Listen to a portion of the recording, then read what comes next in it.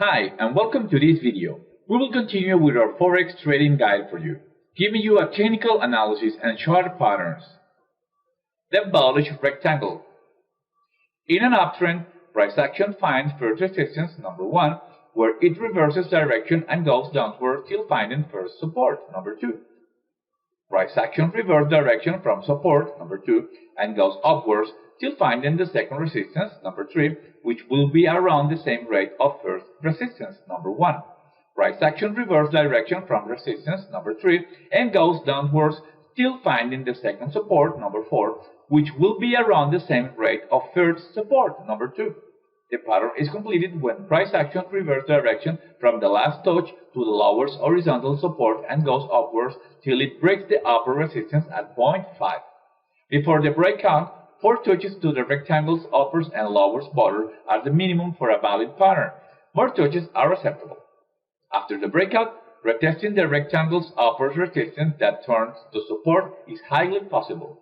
The more common direction for the pattern is continuation, but that doesn't rule the existence of reversal rectangles. Volume usually increases when breaking or retesting the rectangle's upper borders, number 5. This pattern is commonly found on medium and long-term time frames. Let's talk about trading the pattern. Trade entry.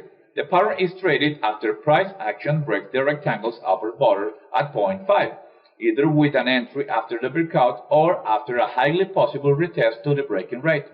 The take profit identified by measuring the vertical distance between the rectangle's uppers and lower borders. That measurement is then applied from the breakout point number 5. Stop loss.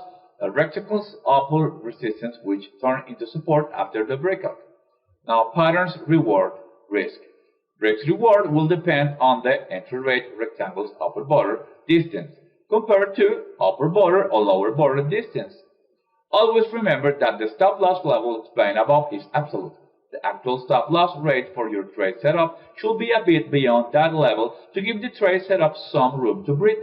And of course, calculation for position size and risk reward should be done with respect to that rate. Let's see a bullish rectangle real example. Trade entry at the closing rate of the candle after breaking the upper border at point 5. Take profit 255.4 pips, usually measurement applied from point number 5. Stop loss 158.3 pips.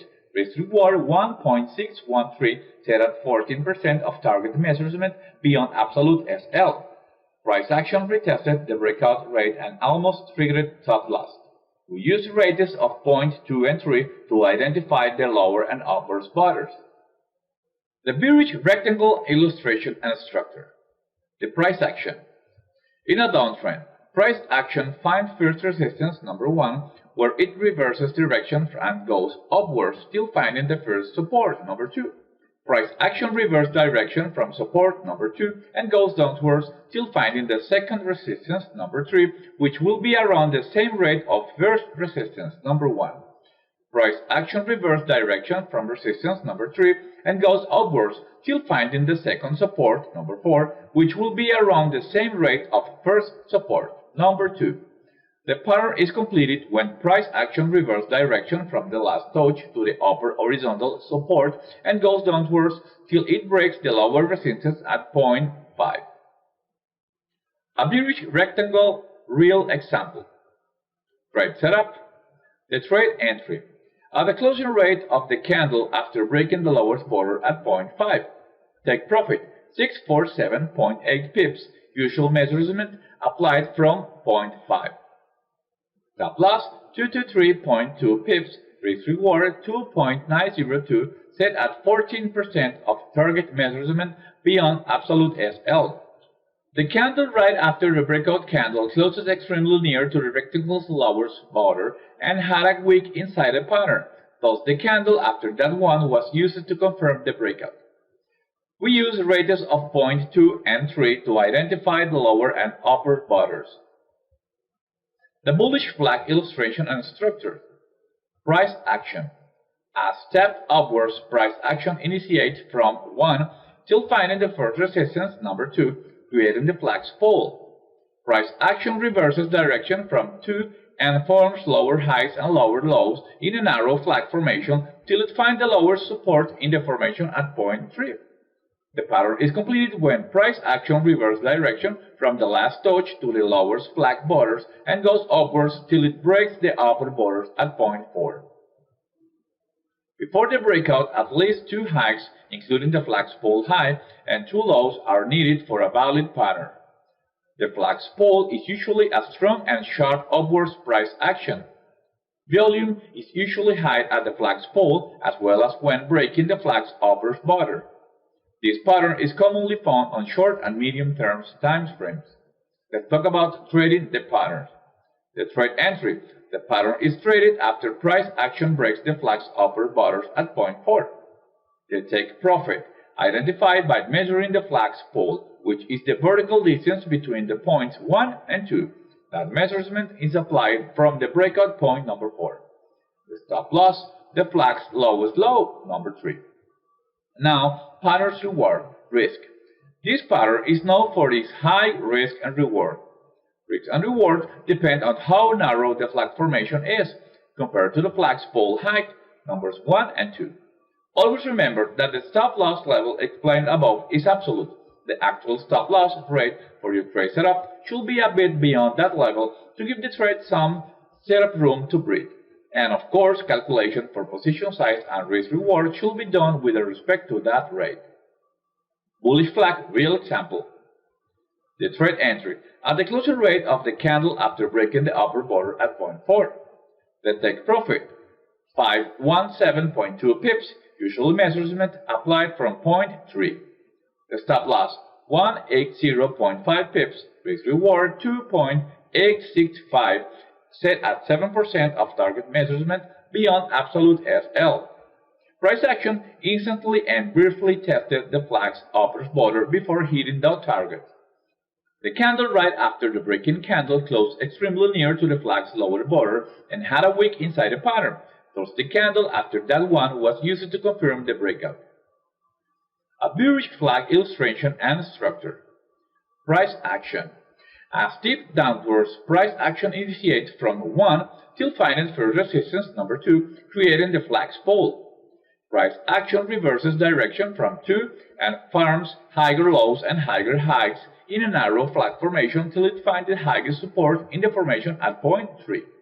The pattern is completed when the price action reverses direction from the last touch to the upper flag border and goes downwards till it breaks the lower border at point 4. Let's see a bearish flag real example. The trade setup. Trade entry at the closing rate of the candle after breaking the lowest border at point 4. Take profit 959.1 pips, usually measurement applied from point number 3. The stop loss 324.x pips, risk reward 2.953, set at 7% of target measurement beyond absolute SL. Let's see bullish pennant illustration and structure. Price action. A steep upwards price action initiates from number 1 till finding first resistance number 2, creating the pennant's pole. Price action reverses direction from number 2 and goes downwards till finding first support number 3. Price action bounces between 2 and 3 range, creating lower highs and higher lows. The pattern is completed when price action reverses direction from the last touch to the lower pennant border and goes upwards till it breaks the upper border at point 4. Before the breakout, at least 2 highs, including the pennant's pole high, and 2 lows are needed for a valid pattern. Volume is usually high at the pennant's pole, as well as when breaking the pennant's upper border. This pattern is commonly found on short and medium-term time frames. Let's talk about trading the pattern. The trade entry. The pattern is traded after price action breaks the pennant's upper border at point 4. Take profit. Identified by measuring the pennant's pole, which is the vertical distance between points 1 and 2. That measurement is then applied from the breakout point number 4. Stop loss, the pennant's lowest low, the number 3. Now patterns reward risk. This pattern is now for the high risk and reward. Risk reward depend on the pole's high to pennant's lowest low distance, 2 and 3, compared to the pennant's pole height, numbers 1 and 2. Always remember that the stop loss level explained above is absolute. The actual stop loss rate for your trade setup should be a bit beyond that level to give the trade some setup room to breathe. And of course, calculation for position size and risk reward should be done with respect to that rate. Thanks for watching. We hope you learned with our content. Please join us in future videos to continue with this series.